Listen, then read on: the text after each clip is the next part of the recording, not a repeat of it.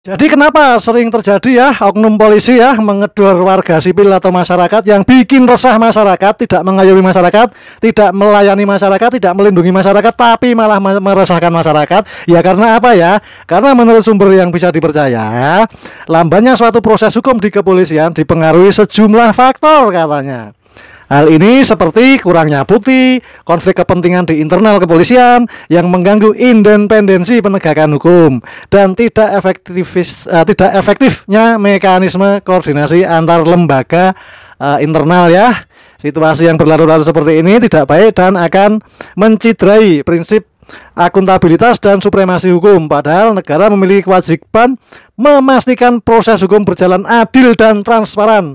Hal ini harus dijadikan bahan evaluasi bagi Polri ya. Untuk lebih lengkapnya, ini oknum polisi yang sudah mencemarkan nama baik institusi Polri. Mari kita simak humas dari Kalimantan Tengah. Untuk kronologi sementara bahwa yang bersangkutan korban pada tanggal 27 ya, sedang parkir di Jalan Cikriwut, kemudian ada terduga anggota tersebut menghampiri dan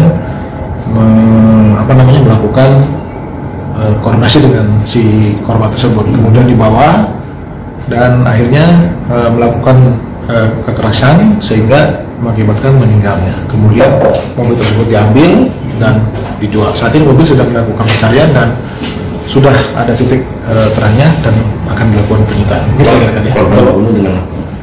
Kita lihat dulu karena kita belum pasti. Kita lihat.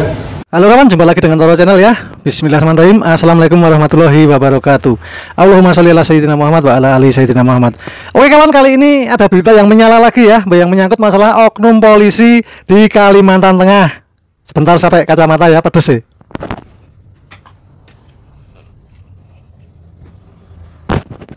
Jadi peristiwa ini terjadi ya. Jadi terjadi di Katingan ya. Katingan tuh Kalimantan Tengah ya.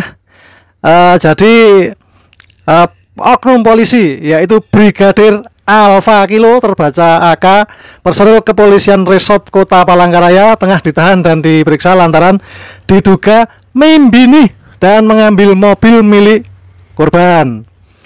Ya, perkara itu bermula dari temuan tubuh yang kaku tidak dikenal di Katingan Hilir, Kabupaten Katingan, Kalimantan Tengah pada hari Jumat tanggal 6 ya, bulannya Desember tahun 2024 oleh warga. Kondisi tubuh yang kaku itu yang sudah hampir berbau itu tergeletak di kebun sawit ya. Setelah ditelusuri, tubuh itu diduga korban pembinihan ya. Jadi Kepala Bidang Humas Polda Kalteng Kombes ya Erlan Munaji ya menjelaskan dari penyelidikan pelaku diduga Brigadir Alfa Kilo terbaca AK, personel polisi di Polresta Palangkaraya ya. Pelaku kini sedang diperiksa penyidik Polda Kalteng dan Propam Polda Kalteng. Wah, ini mencemarkan kasus yang di Semarang aja belum tuntas, ini sudah dihajar lagi kasus yang di Kalimantan Tengah ya. Jadi Erlan menjelaskan ya, pembinian diduga terjadi pada hari Rabu tanggal 27 bulan 11 2024. Korban berinisial Bravo Alfa terbaca BA kala itu tengah memarkirkan mobilnya di Jalan Jelinek Riwut di pinggir Jalan Trans Kalimantan.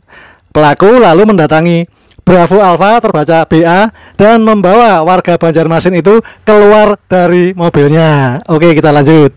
Dan pelaku langsung melakukan kekerasan hingga korban MD. Dia lalu mengambil mobilnya, mobil korban yang MD itu dan menjual ya. Jadi kasusnya ini diduga murni kriminal ya. Dan dari Humas pun yang bernama Erlan mengaku belum mengetahui jenis kekerasan yang dimaksud saat ditanya wartawan soal penggunaan beceng.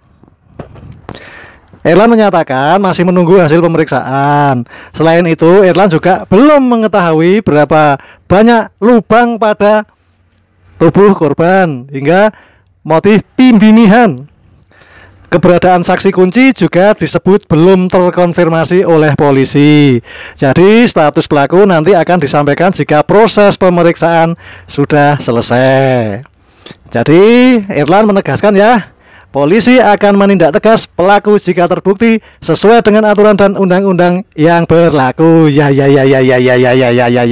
Itu udah dari dulu ucapan kayak gitu itu biasa ya.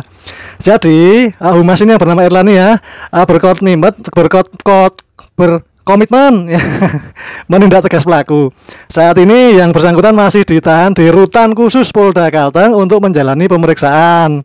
Kasus ini menambah panjang daftar kasus oknum polisi yang meresahkan masyarakat.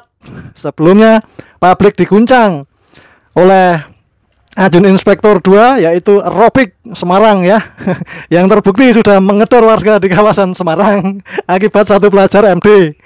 Gitu ceritanya. Jadi Kepala Bidang Humas Polda Kalteng ini Polda Jawa Tengah ya, Artanto mengatakan Robik ditetapkan sebagai TSK karena melanggar pasal 351 dan pasal 338 KUHP. Aduh, 340-nya kok nggak tercantum ini. Aduh, harusnya 340-nya masuk. Semoga juga terjerat pasal 340 ya untuk si Robik ini ya. Karena jelas-jelas direncanakan pengedorannya ya. Oke, kita lanjut. Proses penyelidikan dan penyidikannya tentunya nanti akan terlihat bagaimana hasilnya nanti. Karena masih menggunakan metode scientific investigation karena rentang waktu yang ditemukan korban di wilayah Samit ya. Kalau terduga pelaku itu juga belum kita tahu kan karena ini semuanya masih dalam proses penyelidikan. Korban yang pelaku sendiri memang ada kenal atau gimana? Tidak ada kenal sama sekali. Itu murni pure kegiatan ataupun tindak pidana yang dilakukan oleh diduga pelaku dengan melakukan pencurian dengan kekerasan. Jadi status pelaku belum ada? Sementara masih dalam proses di penyelidikan dan penyidikan yang dilakukan. Kita sabar dulu rekan-rekan, nanti akan kami sampaikan progres hasil penyelidikan dan penyidikan yang dilakukan oleh tim gabungan Polres dan Polda. Su tamang. Ela ton pikir aku telentuh de bahanyi kong krebese. Mai ku krebese ku di luar. Ambil akak. Wah, lapang. Ela yang ketun pandai ku te. Oh, puja. Sini jak kamu, sini jak. Dia kering ngamben kalau dia ngaku iya nyok polisi inambang angkat tadi hakun angkat tuh lah elah ngangkat lah lo ngangkat lah lo ngangkat lah lo ngangkat lo ngangkat lah gitan kah gitan aduh kelindung deh gitan lenge aduh ke kamera aku tuh nah malindung ngayon hindai hete